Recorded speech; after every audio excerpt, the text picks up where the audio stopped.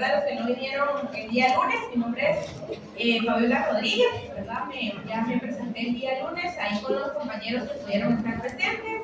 El día de hoy pues ya vamos a entrar de lleno, ¿verdad? Como les había comentado, y continuar un poco con lo que hablábamos de los temas introductorios, ¿verdad? El curso de Derecho Procesal Civil 2. Rogándole la atención, ¿verdad? Tenemos que avanzar bastante en nuestro programa y pues también hay que aprovechar el tiempo, ¿verdad? Ya que estamos el día de hoy, que ya tenemos las condiciones un poquito más óptimas, ¿verdad?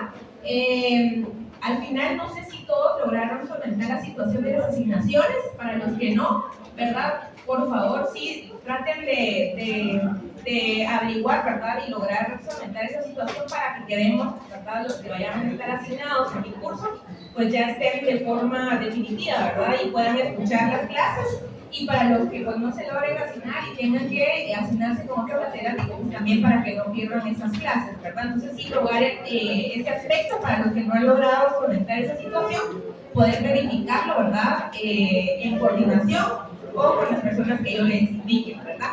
Bueno, el día lunes, como habíamos hablado, pues iniciamos con un repaso general, ¿verdad? De algunos aspectos que para mí es importante iniciar, ¿verdad? Para continuar con algunos de los temas que vamos a conocer. Solo les rogaría, compañeros, los de atrás, o sea, tuvimos un espacio un poco más amplio, lo solicitamos, pero si ustedes no lo aprovechan y se están ahí atrás hablando, de verdad, no vamos a avanzar en nada. Entonces, por favor, les voy a rogar a los que están ahí atrás, que se quedaron hasta atrás, poner atención, si no, pues al menos no hacer tanto ruido, porque aquí hay personas que sí quieren poner atención a las clases, ¿verdad? Entonces, por favor, eso sí se los implicaría. Desde acá puedo ver a quienes están poniendo atención y a quienes no, ¿verdad? Entonces, por favor, si tuvimos las mejores condiciones, pues también aprovecharlas, ¿verdad? Bueno, como les estaba indicando, ¿verdad? El día lunes hablábamos un poquito y dábamos algún tipo de repaso sobre algunos aspectos importantes del curso de Derecho Procesal Civil 1, ¿verdad? Que ustedes pues, ya conocen, ya han practicado y ya han puesto en práctica, ¿verdad? Pero también es necesario que volvamos a refrescar un poco esos conceptos, esas instituciones. Iniciábamos, ¿verdad? Un poco hablando sobre el tema de los principios procesales, principios que rigen el derecho procesal civil, y pues ustedes bien mencionaban ahí algunos de los principios fundamentales, ¿verdad? Hablábamos sobre el principio dispositivo, hablábamos también, algunos de ustedes mencionaba el principio de inmediación, otros pues hicieron mención del principio de oralidad, del principio de congruencia, de celeridad, ¿verdad? Y justamente estos principios son importantes que los tengamos presentes porque estos van a regir también algunos de los procesos que vamos a entrar, ¿verdad? A conocer y las etapas de algunos de los procesos en particular que vamos a estar estableciendo. En un primer momento, pues quisiera que pusiéramos, ¿verdad? Anotáramos dentro de nuestro Código Procesal Civil donde podemos encontrar, ¿verdad? Estos principios y donde podemos establecer que rigen estos principios particularmente y cuándo hay excepciones a estos principios.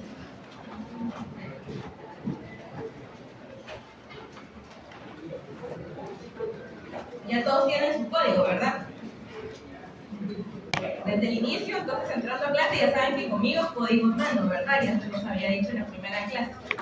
Bueno, entonces el principio dispositivo, tal como lo hablábamos en la clase pasada, pues va a ser este principio que establece que el ejercicio de la acción procesal está encomendada en todas sus formas a las partes que intervienen dentro del asunto o la pretensión que se somete a un órgano jurisdiccional. Es decir, rara vez va a ser a voluntad, ¿verdad?, del órgano jurisdiccional que se haga una gestión dentro de los procesos civiles, ¿verdad? Todo es a instancia de parte, ¿verdad? Entonces, este principio lo podemos establecer en el artículo 51 y en el artículo 113 del Código Procesal Civil y Mercantil. A ver, ¿alguien que me dé la lectura del artículo 51, por favor?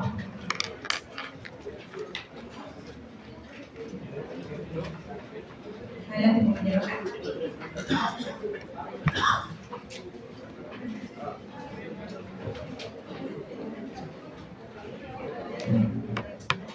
Artículo 51, pretensión procesal. La persona que pretenda hacer efectivo un derecho o que se declare que se que le asiste puede decirlo ante los jueces en la forma prescrita en este código. Para interponer una demanda o contrademanda es necesario tener interés en la misma. Gracias, compañero. Bueno, como se dan cuenta, justamente este artículo pues establece, ¿verdad?, quiénes son los encargados, ¿verdad?, de establecer o de requerir las cuestiones a un órgano jurisdiccional, y efectivamente se establece como acápite de este artículo, ¿verdad?, la pretensión procesal.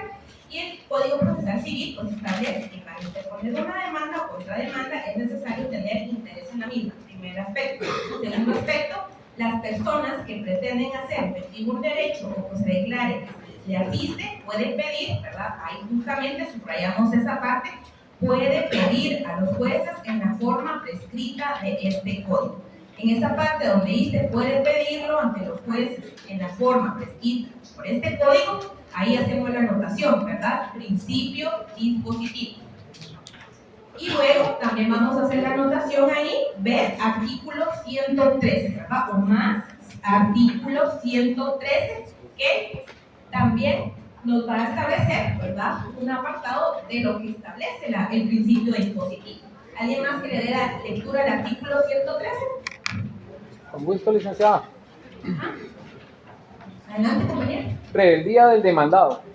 Si transcurrido el término del emplazamiento, el demandado no comparece, se tendrá por contestada la demanda en sentido negativo y se le seguirá el juicio en rebeldía a solicitud de parte. ¿Verdad? Justamente el artículo 113 también es un artículo, ¿verdad?, que puede desarrollar, en donde podemos establecer el principio dispositivo. ¿Por qué? Porque si bien es cierto, ¿verdad?, ustedes ya conocen los efectos del emplazamiento y si una parte, ¿verdad?, en este lapso del tiempo no responde a la pretensión, pues se constituye la rebeldía, es decir, empieza el efecto procesal, ¿verdad?, que tiene el no contestar. Sin embargo, este efecto no va a ser, ¿verdad?, inmediato, sino que debe ser siempre a requerimiento de la parte interesada. Es decir, o sea, aunque la otra parte no haya contestado, pero si yo, como la parte que planteé la pretensión, no se lo requiero al órgano jurisdiccional, no se va a declarar la rebeldía, ¿verdad? Y por tanto, los efectos procesales no van a empezar a surgir efectos. Entonces, ojo ahí con eso, y por eso es importante, ¿verdad? Y por eso empezábamos quizás en la primera clase, ¿verdad?, recordando estos principios que son muy importantes dentro del diligenciamiento de distintos procesos en nuestro Código Procesal Civil y Mercantil. Compañero.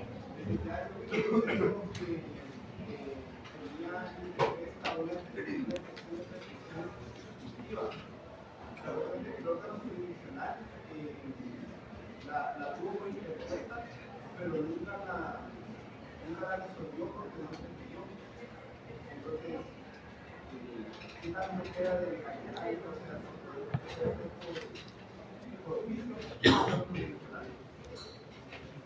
Por eso, compañero, ¿verdad? Siempre es importante cuál es la regla, cuáles son los principios. Los principios van a ser esa base, ¿verdad?, que excepcionalmente van a haber casos en donde no se van a aplicar. Si nuestro Código Procesal Civil, si nuestro Derecho Procesal Civil establece que uno de los principios fundamentales que opera dentro de los procesos que desarrolla nuestro Código Civil es el principio dispositivo, y por eso damos la interpretación, ¿verdad?, de a qué se refiere el principio dispositivo. Y es que efectivamente, ¿verdad?, primero hay que tener interés, ¿verdad?, dentro de un proceso para poder requerir cualquier pretensión o hacer cualquier solicitud. Y segundo, y más importante, es que no se puede hacer, ¿verdad?, contrario a los procesos penales. No puede haber una disposición del juez, ¿verdad?, para darle continuidad a las etapas o resolver, ¿verdad?, sin que se le pida, sino que esta carga corresponde específicamente a la instancia, es decir, corresponde siempre instar por parte del interesado los efectos procesales de cada una de las etapas. En ese sentido, ¿verdad?, habría que analizar el caso concreto. Sin embargo, hay etapas, ¿verdad?, donde el juez, ¿verdad?, sí efectivamente tiene un plazo luego de planteada una excepción, ¿verdad?, se corre audiencia en la otra parte sin excepción, que amerita, de hecho, de derecho, que se abre a prueba, ¿verdad?, luego de haber conocido los medios de prueba dentro de la excepción, pues corresponde resolver. Y esta parte de resolver, pues obviamente, ¿verdad?, nuestro Código Procesal Civil establece que le corresponde al juez, luego de un plazo establecido, ¿verdad? En resolver. Entonces, en este caso, digamos, no opera, digamos, el principio de disposición que a requerimiento de la parte debería solicitarle. Mire, si fue transcurrido el plazo, ¿verdad? Usted no ha resuelto tal como lo dispone nuestro ordenamiento jurídico. Entonces, ahí podría caber también la posibilidad que el interesado venga y le refiera, ¿verdad?, que existe un plazo para resolver y por tanto debe realizar la resolución correspondiente. Pero si no lo hace, digamos, también en esta parte, ya por disposición de la ley, hay bases que corresponden a los sujetos procesales, en particular al juez correspondiente, como es resolver, y como vamos a ver en otros, y ya vimos otras excepciones al principio dispositivo, que corresponden también al órgano jurisdiccional, ¿verdad? Como el tema que vimos en la primera clase y recordábamos de la conclusión, por ejemplo, del periodo de prueba, luego de haber abierto el periodo probatorio, ¿verdad? Entonces, también hay que tener presente que hay sujetos procesales, y eso también ya lo vieron ustedes en el primer curso de Derecho Procesal Civil. Existen distintas personas, ¿verdad?, que intervienen dentro de un proceso civil y cada una de ellos tienen acciones y actos, ¿verdad?, dentro de los procesos que se entablan. Entonces, ahí habría que analizar ese caso concreto, pero digamos que en primer término, el tema de resolver las peticiones, tanto de fondo como de trámite, sí corresponden al órgano jurisdiccional y no están sujetas, digamos, al principio de dispositivo, es decir, no es arrogación de partes, sino una obligación del órgano jurisdiccional, ¿verdad? Bueno, también otro de los principios que quisiera recalcar, y esto sí es importante para poder continuar con los temas que vamos a ver en este curso, es el principio de concentración. Y el principio de concentración, pues básicamente nos establece, ¿verdad?, que dentro de los procesos civiles debe garantizarse el mayor número de etapas procesales para desarrollar en el menor tiempo de audiencia o en la menor cantidad de audiencias, ¿verdad? Mayor etapa en la menor cantidad de audiencias, ¿verdad? Ese es el principio de concentración. ¿Y qué se nos viene a la mente, digamos, como proceso tipo en el que rige este principio fundamental? A ver, ¿cuál proceso se les viene a la mente? Que vamos a poder conocer más adelante, pero es para ir el proceso oral, ¿verdad? Vamos a ver que el proceso oral es el proceso tipo, ¿verdad?, que se rige bajo este principio de severidad. Y vamos a ver más adelante, cuando entremos a conocer cada una de las etapas del proceso oral, que efectivamente, ¿verdad?, nuestro propio Código Procesal Civil nos establece normas, ¿verdad?, en el cual puede establecerse y garantizarse que en la primera audiencia, tal cual, ¿verdad?, se desarrolle la mayor cantidad de etapas, ¿verdad?, procesales para lograr el objetivo de la protección. Entonces, este principio lo vamos a poder establecer en el artículo 206 del Código Procesal Civil y Mercantil. Artículo 206, vamos a ver, alguien que le dé lectura al artículo 206. Que habla de las pruebas. Completo. A ver, busquemos la parte conducente en donde establece el tema de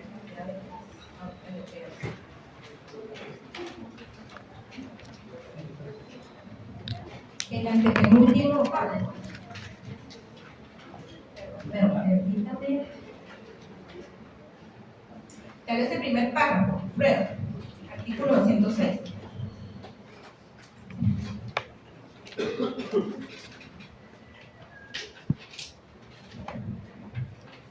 Artículo 206. Las partes están obligadas a concurrir a la primera audiencia con sus respectivos medios de prueba. Si en esta audiencia no fuera posible rendir todas las pruebas, se señalará nueva audiencia dentro de un término que no debe exceder de 15 días, extraordinariamente y siempre que por circunstancias ajenas al tribunal o a las partes no hubiera sido posible aportar todas las pruebas. El juez podrá señalar una tercera audiencia exclusivamente para ese objeto. Esta audiencia se practicará dentro del término de 10 días. Gracias, compañero. Si se dan cuenta, ¿verdad?, en este segundo párrafo justamente pues nos establece, ¿verdad?, que si en la primera audiencia no fuera posible rendir todas las pruebas, es decir, el objetivo de la primera audiencia es lograr el diligenciamiento de todos los medios de prueba. Entonces, si se dan cuenta, aquí es en donde opera, ¿verdad?, también ese principio de concentración. Entonces, vamos a hacer la anotación en este segundo párrafo, principio de concentración.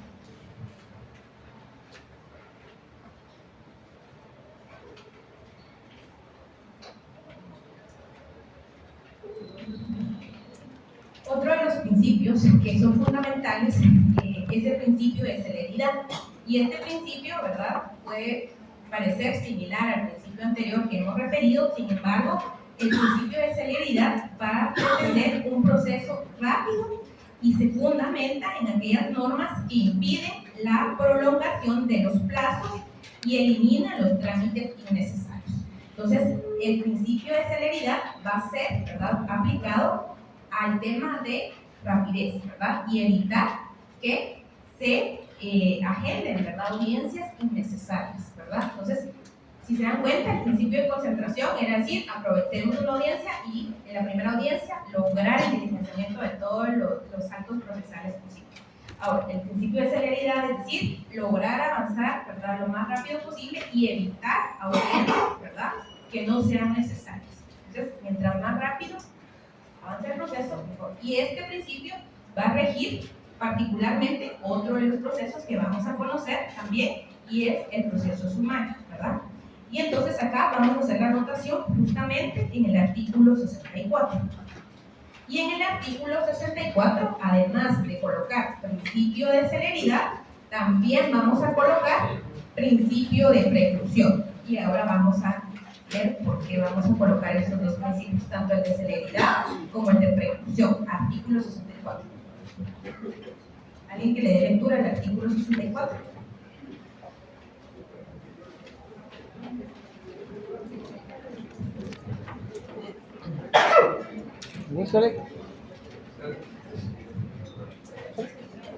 Artículo 64. Carácter de los plazos y términos.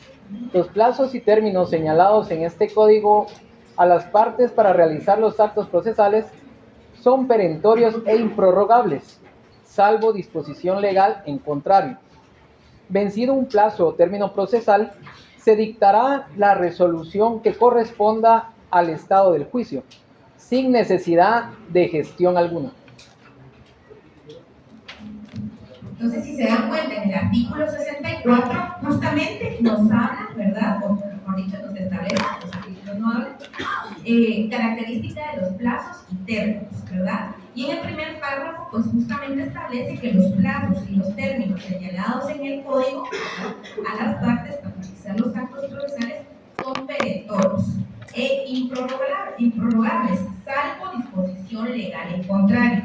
Vencido plazo o término procesal, se dictará la resolución que corresponde al estado de juicio sin necesidad de gestión alguna. Y aquí vamos a ver justamente primero el tema, ¿verdad?, del principio de celeridad.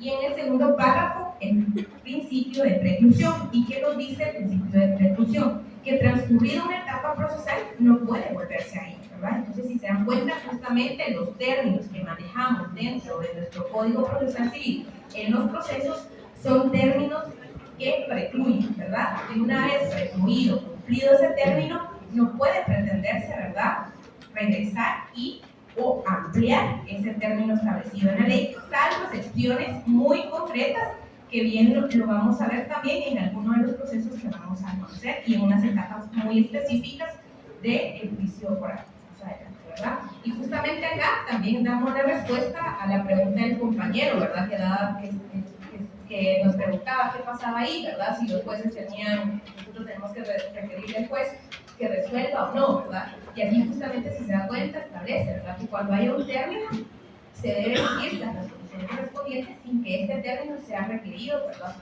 pero si no lo hace, pues obviamente a instancia de parte se le puede instar, ¿verdad?, a que haga cumplir los preceptos y los términos habilitados en este código.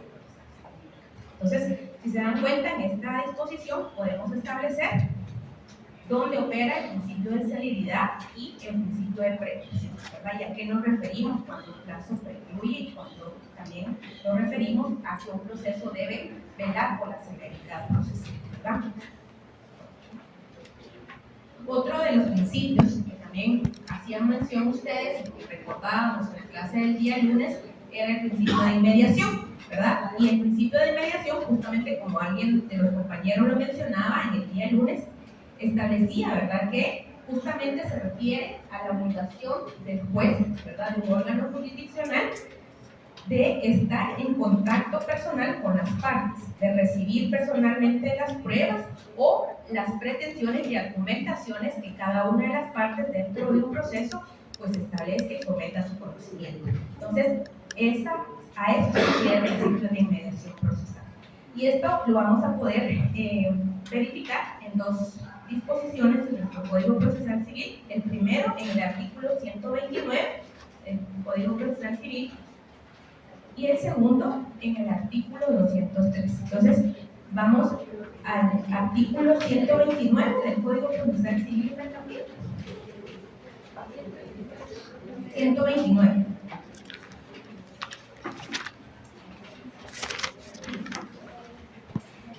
El artículo 129 pues, establece práctica de la prueba. Las pruebas se requerirán con citación de la parte contraria y sin este requisito no se tomará en consideración. Para el diligenciamiento de la prueba se señalará día y hora en que deba practicarse y se citará a la parte contraria por lo menos por 2 días de anticipación. La prueba se practicará de manera reservada cuando por su naturaleza el tribunal o juzgar conveniente. El juez decidirá todas las diligencias de prueba. Entonces vamos a poner el último párrafo, ¿verdad? Súper importante. El juez presidirá todas las diligencias de prueba.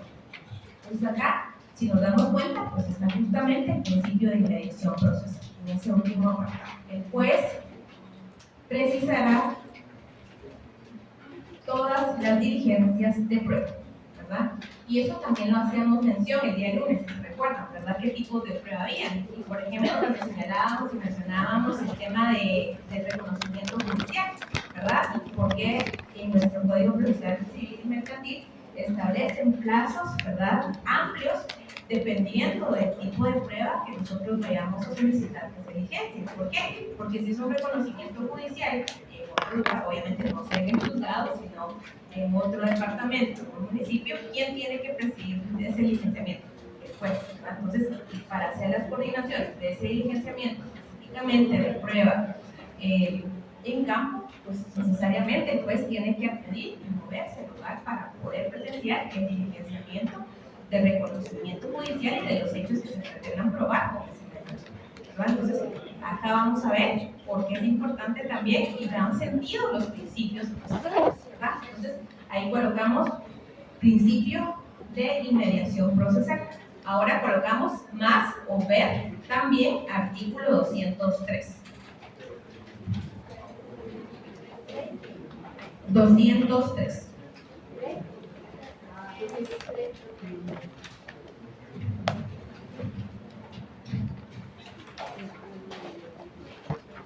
Y este va a ser una etapa fundamental que vamos a ver en el proceso oral, ¿verdad?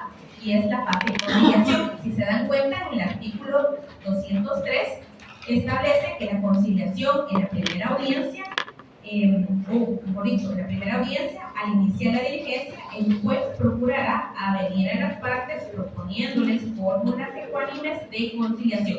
Pero ¿quién es el que requiere o quién insta esta conciliación previa? El juez, ¿verdad? Entonces, si se dan cuenta, ahí está esa intervención directa del juez, ¿verdad? Con las partes que están dentro de un proceso, dentro del proceso civil cuaternario. Entonces, ahí está la importancia también del principio de inmediación. Y justamente esta etapa la vamos a ver cuando vayamos a conocer un poquito más a profundidad las etapas del juicio oral, ¿verdad? Entonces, ahí también hacemos la anotación, principio de inmediación procesal.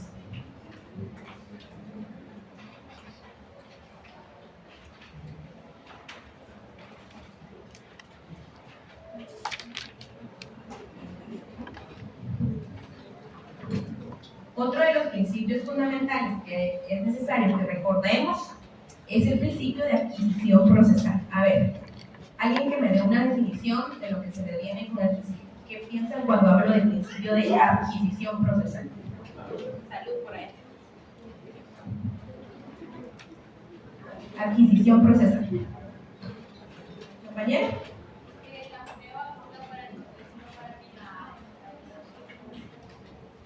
Efectivamente, ¿verdad? Justamente nos vamos a establecer y nos vamos a enfocar particularmente, no es lo único que en donde aplica, pero el ejemplo en donde podemos verificar un poco más con claridad el principio de adquisición procesal es que efectivamente las pruebas rendidas por las partes, independientemente de qué parte la hayan propuesto, ¿verdad?, aportan para el proceso y no para la pretensión particular, ¿verdad? Si yo, como demandado, aporto un medio de prueba o doy o presento, ¿verdad?, o solicito el diligenciamiento de una declaración de parte y la declaración de parte confirma la pretensión del demandante, no puedo decir, no, señor juez, ¿verdad?, no tome en cuenta lo que acaba de decir mi amigo. No, ¿verdad? Entonces ahí es en donde estamos justamente, que efectivamente las pruebas aportan al proceso y no a la pretensión individual de las partes. Entonces aquí también opera el principio de adquisición procesal, ¿verdad? Y este artículo, vamos a ver que podemos establecerlo en el artículo 177 del Código Procesal Civil y Mercantil. Artículo 177. ¿Alguien que le quiera dar lectura al artículo 177 allá por allá atrás? ¿Compañero? Presentación de documentos. Los documentos que se ajusten a los escritos o aquellos cuya agregación se solicite a título de prueba podrán presentarse en su original, en copia ortográfica, fotostática, fotocopia o mediante cualquier otro procedimiento similar. Los documentos expedidos por notario podrán presentarse en copia simple legalizada, a menos que la ley exija expresamente el testimonio. Las copias fotográficas y similares que reproduzcan el documento y sean claramente legibles se tendrán por fidedignas, salvo por el contrario. Si el juez o el adversario no solicitaren, deberá ser exhibido el documento original. El documento que una parte presente como prueba siempre probará en su forma. Gracias, lo hice leer todo el artículo y era el último párrafo. Bueno, justamente, ¿verdad? En este último párrafo era lo que decía la compañera, ¿verdad? El documento que una parte presente como prueba siempre probará en su contra, ¿verdad? Es decir, no únicamente con la pretensión, sino aporta al proceso. Entonces ahí podemos verificar que encaja, ¿verdad?, el principio de adquisición procesal. Entonces ahí vamos a colocar principio de adquisición procesal en el último párrafo del artículo 177.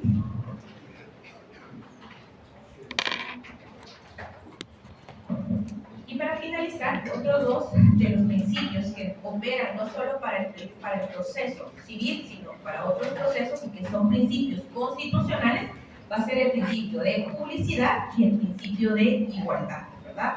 El principio de igualdad, como sabemos, nuestra Constitución Política de la República de Guatemala, en el artículo 4 y en su artículo 12, pues establece que todos los guatemaltecos somos iguales ante la ley, ¿verdad? Entonces, este es un principio fundamental que no solo opera en el proceso civil, sino en todos los procesos ante órgano jurisdiccional competente.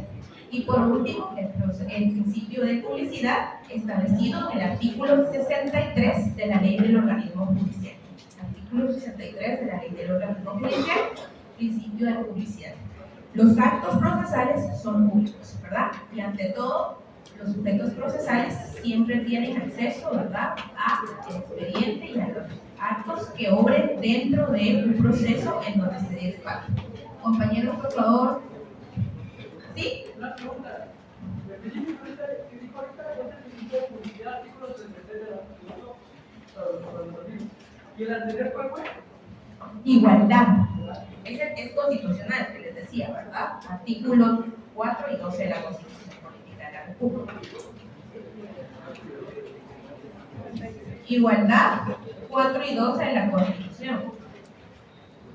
Publicidad, 63 de la Ley del Organismo Judicial, ¿verdad?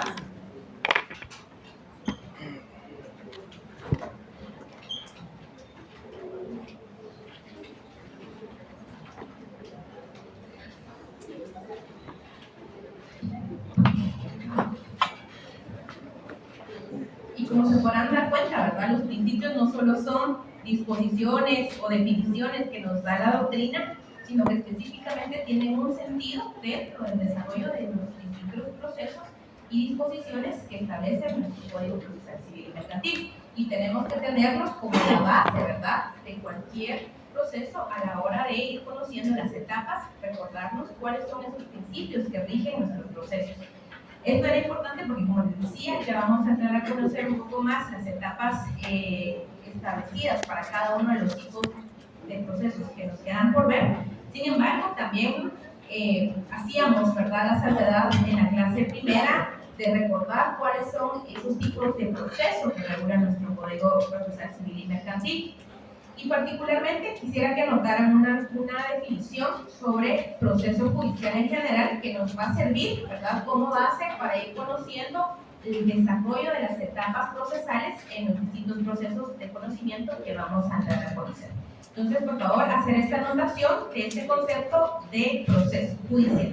Proceso judicial: conjunto de actos de los sujetos interesados, conjunto de actos de los sujetos interesados o partes y del órgano jurisdiccional, con intervención a veces de terceros,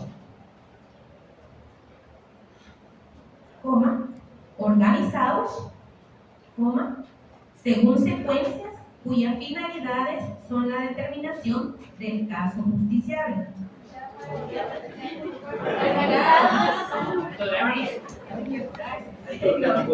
Pensé que estaba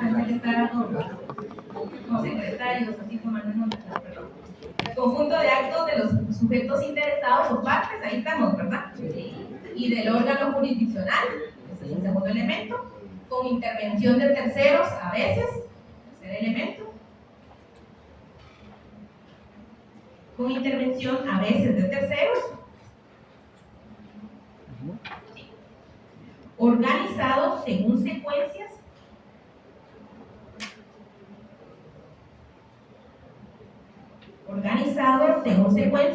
cuyas finalidades son la determinación del caso justiciable. Cuyas finalidades son la determinación del caso justiciable. La prueba de las afirmaciones que se hacen. La prueba de las afirmaciones que se hacen. Y esencialmente,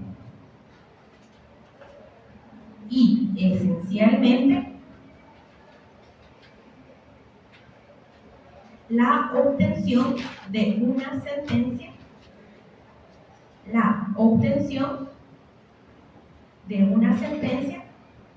que resuelva razonada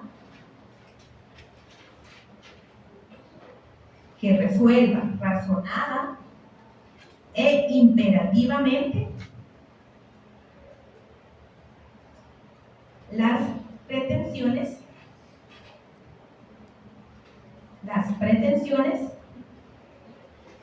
deducidas ante autoridad judicial para que se ordene su cumplimiento. Pretensiones deducidas ante autoridad judicial para que se ordene su cumplimiento, incluso por medio de realización forzosa.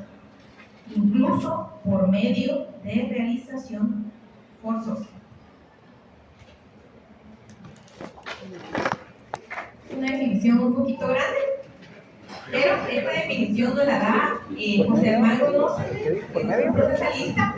¿Y por qué les doy esta definición? Si se dan cuenta, esta definición, ¿qué es lo que engloba? Por favor, compañeros, ¿qué engloba esta definición?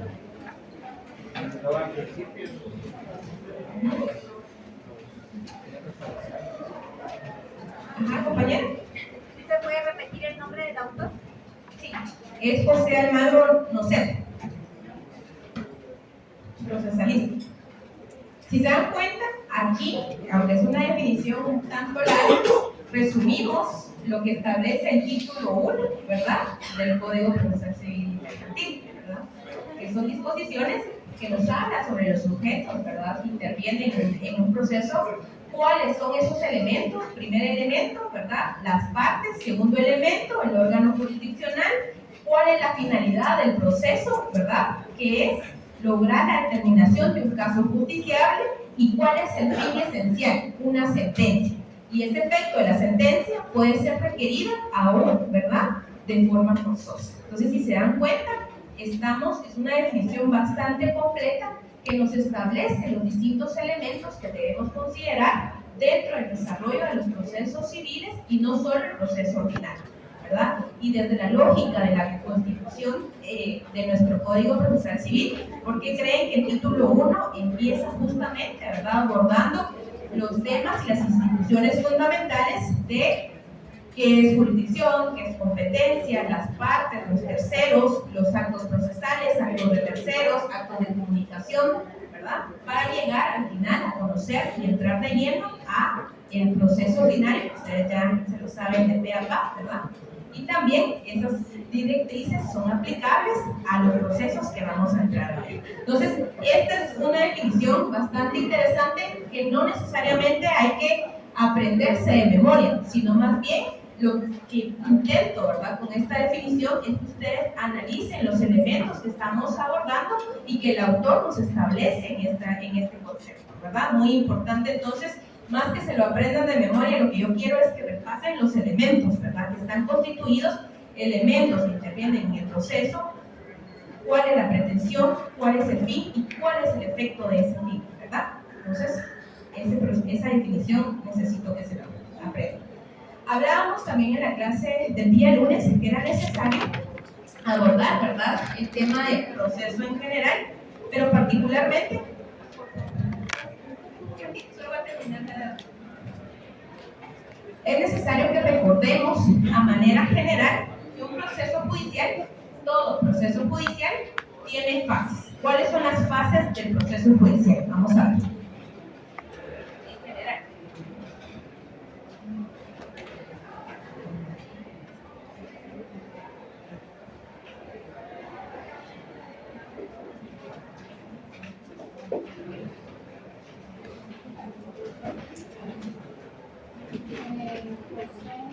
A ver, Daniel, me digan cuáles son las fases generales de todo proceso.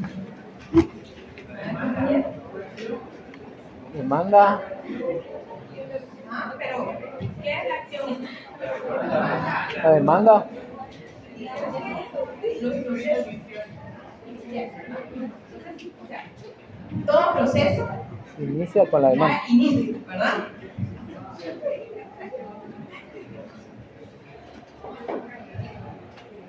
Tiene un desarrollo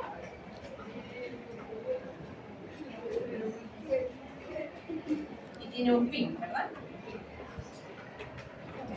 Pareciera algo lógico, pero ahorita vamos a ver por qué se lo digo.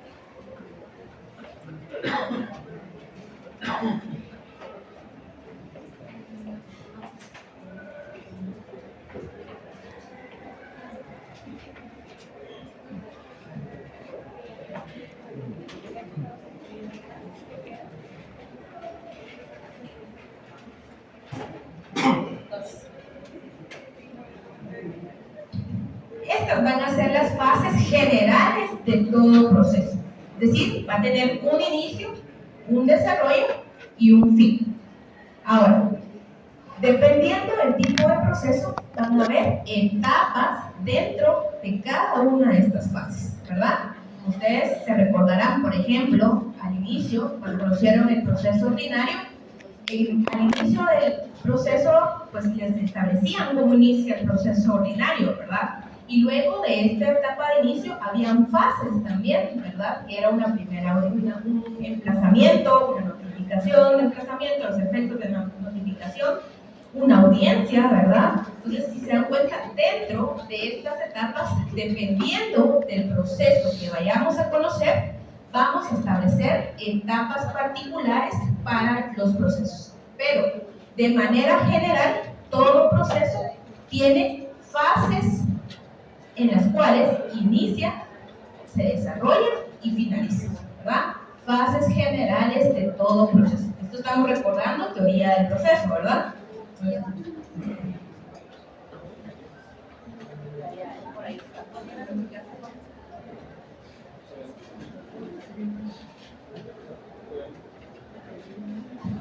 Ahora les voy a poner un esquema.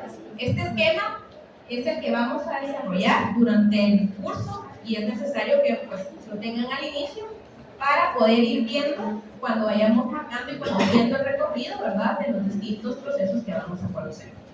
La clasificación de los procesos, particularmente por su función, ¿verdad? Distintos autores establecen que existe clasificación de los procesos. Particularmente por su función, nos establece que existen procesos cautelares, procesos de conocimiento y procesos de ejecución. Eso lo hablábamos también el día lunes, ¿verdad? Dentro de nuestro Código Procesal Civil, per se, ¿verdad?, no existe o no se considera procesos cautelares, sino nosotros más bien los establecemos como disposiciones comunes, ¿verdad?, a todos los procesos. Sin embargo, es necesario entender cuál es la función de estas solicitudes cautelares. En primer término, desde la doctrina, nosotros vamos a establecer que por su función los procesos civiles pueden ser procesos cautelares, procesos de conocimiento y procesos de ejecución. Y particularmente aplicado al Código Procesal Civil y Mercantil, también vamos a ver que existen unos procesos especiales. Entonces la próxima semana ya estoy asignado a la clase y me imagino que actualizan ya nuevamente el listado. Sí, muy bien. Muchas gracias.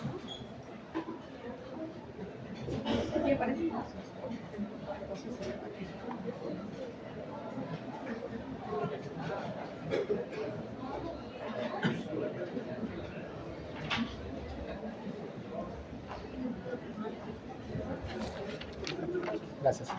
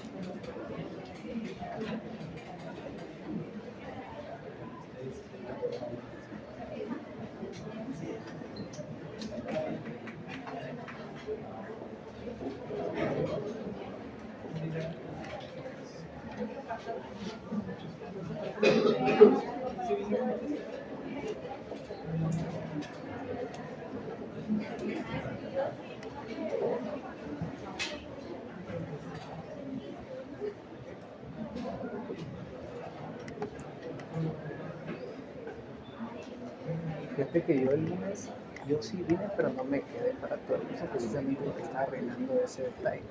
Entonces, ¿estaría bien que me apunte también para el de ayer? Vale.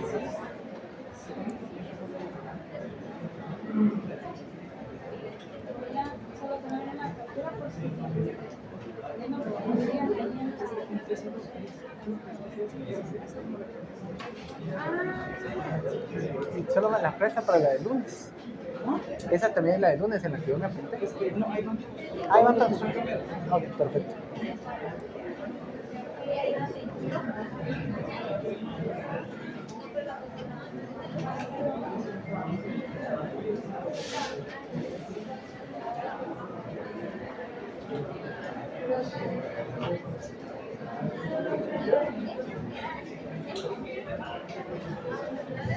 Bueno, como les decía, ¿verdad? Hablando un poco de las bases de los procesos, vamos a tener también, desde la doctrina, como les mencionaba, podemos tener procesos cautelares, procesos de conocimiento, procesos de ejecución y procesos especiales, ¿verdad? Dentro de los procesos cautelares, vamos a ver que estos los vamos a dejar en pausa de momento, porque, como les decía, dentro del desarrollo del Código Procesal Civil y Mercantil, no se estipula como procesos per se. Óigase bien, no se consideran procesos per se, sino más bien disposiciones aplicables a todos los procesos. Y estas se van a regular en el libro quinto del Código Procesal Civil y Mercantil.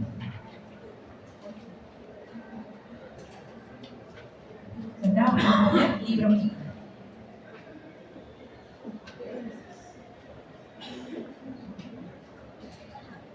Los procesos de conocimiento, como su nombre lo establece, ¿verdad? Pues su objetivo va a ser declarar derechos, ¿verdad? Controvertidos, reconocer derechos que se soliciten, ¿verdad? Un ejemplo, ¿verdad? El tema de las pensiones alimenticias, el tema, por ejemplo, del reconocimiento o declaración de intereses, como por ejemplo de propiedad, etcétera, ¿verdad? Entonces, estos van a ser los procesos de conocimiento. ¿Y cómo se establece en nuestro Código Procesal Civil? Pues tenemos el proceso ordinario, el proceso oral, el proceso sumario y el proceso de arbitraje, ¿verdad? Dentro del proceso de conocimiento en particular, ¿verdad? Vamos a tener que se desarrollan dentro del título 2, ¿verdad? Queda título.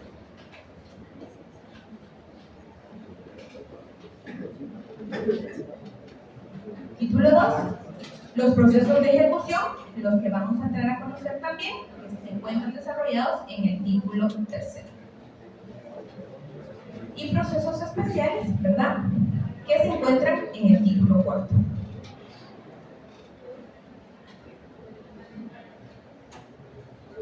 Título 4.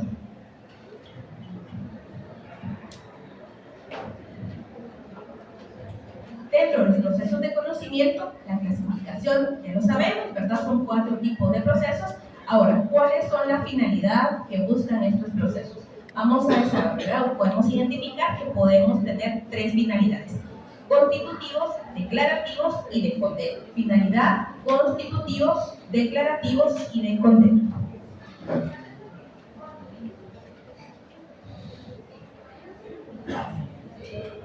Este esquema quiero que lo tengan muy presente porque vamos a ir desarrollando y desglosando cada uno de estos puntos para ir conociendo, ¿verdad? Las etapas, ¿verdad? Que les mencionaba que se van a desarrollar dentro de las fases generales de todo proceso que ya pusimos aquí. Bueno, tal vez vamos a ir fijándolo por acá. Por favor, quiero que para la siguiente clase tengamos estudiado cuáles son los procesos que se conocen por la vía ordinaria, qué asuntos se conocen por la vía oral, qué asuntos se conocen por vía del procedimiento sumario y qué asuntos podemos conocer por procedimiento arbitrario. Entonces, por favor, para la siguiente clase, ya tienen su tarea, por favor, establecer con fundamento cuál asunto se conoce en cada uno de los procesos de conocimiento, por favor. Y por favor, entrar y también avanzar con la lectura ya del proceso sumario, perdón, el proceso oral. Para la siguiente clase, que va a ser virtual, se le va a estar compartiendo el link durante estos días. También les voy a mandar con la compañera, ¿verdad, Génesis? Y con el compañero, el link para que se vayan asignando a la plataforma de Classroom. Como lo habíamos hablado en la primera clase, vamos a hacer uso de la plataforma Classroom. Voy a subir ya el primer documento correspondiente a esta primera clase para que también ustedes vayan teniendo acceso a esto. Y por favor, también recordarles, ¿verdad? Ya vamos a entrar a conocer los procesos particulares en el juicio, en los procesos orales. Entonces, por favor, ya tener las leyes, por favor, que les decía, ¿verdad? El acuerdo sobre el tema de cuantías, ¿verdad? Los acuerdos relacionados a la última modificación. Ahorita les voy a decir las leyes, por favor, para que ya lo tengan listo para la siguiente clase también.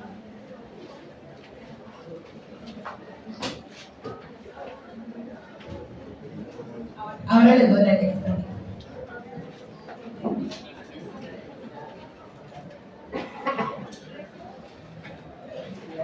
Entonces, para recordarles, sería el acuerdo 49-2024, ¿verdad?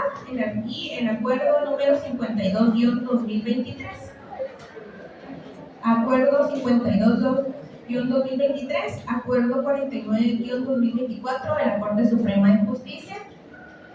de una vez, ¿verdad? Para que también empiecen a buscar la ley de arbitraje y la ley de reguladora de asuntos de jurisdicción voluntaria, ¿verdad? Entonces, por favor, esas leyes ya tenerlas listas.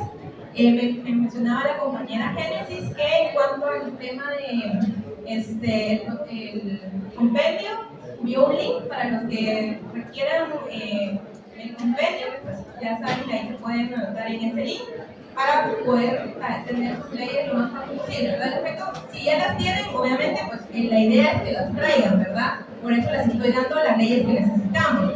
Independientemente si las van a comprar en otro lugar, no importa. El punto es que las traigan, ¿verdad? Y pues si las van a solicitar ahí con la editorial que les hacíamos mención, pues hacer el requerimiento a través del formulario que ella les mandó y traerlas para tenerlas listas para la siguiente clase. La siguiente clase va a ser el día lunes virtual. Aún cuando sea virtual, yo voy a empezar a la hora que les estaba diciendo y sí tenemos que avanzar. Si se dan cuenta, hay mucho que tenemos que repasar y desde allá, por favor, darle una lectura a los artículos que les dije y las tareas que les dejé, por favor. Entonces, no sé si hay dudas de la clase de hoy.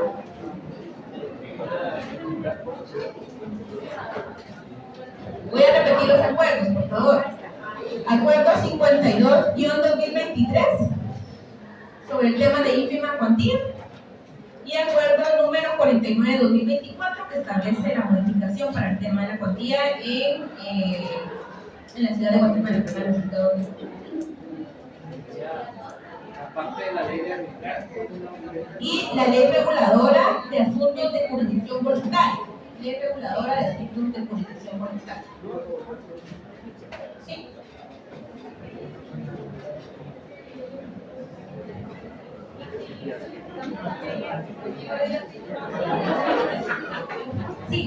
Sí, yo creo que por eso es necesario que llenen el formulario para los que vayan a querer el compendio que se les hizo mención, para que el día lunes siguiente, que ya tengo presencial, ¿verdad? Se les haga entrega, ¿verdad? Pero sí es necesario que por eso corramos un poquito, porque ya no necesitamos. ¿Está en efectivo? Ahora le voy a preguntar a la compañera, Si se abocan con ella, ¿verdad? Por cualquier duda o consulten, ¿verdad? Pero para llenar el formulario creo que ahí también está el método de pago. Bueno, creo que confirmé que eran 60, ¿oyeron? Disculpen que yo les dije el día lunes 50, eran 60 y ahorita voy a confirmar el pago, creo que sí es en efectivo. Sí, tiene que ser en efectivo. Entonces, por eso también llenan el formulario para que el día lunes se las entregue y ustedes pues hacen entrega del dinero también. Y si ya las tienen, como les digo, pues tráiganlas independientemente, si las van a tener, pues, no tienen que gastar dinero. Bueno, muchas gracias, feliz noche. Gracias.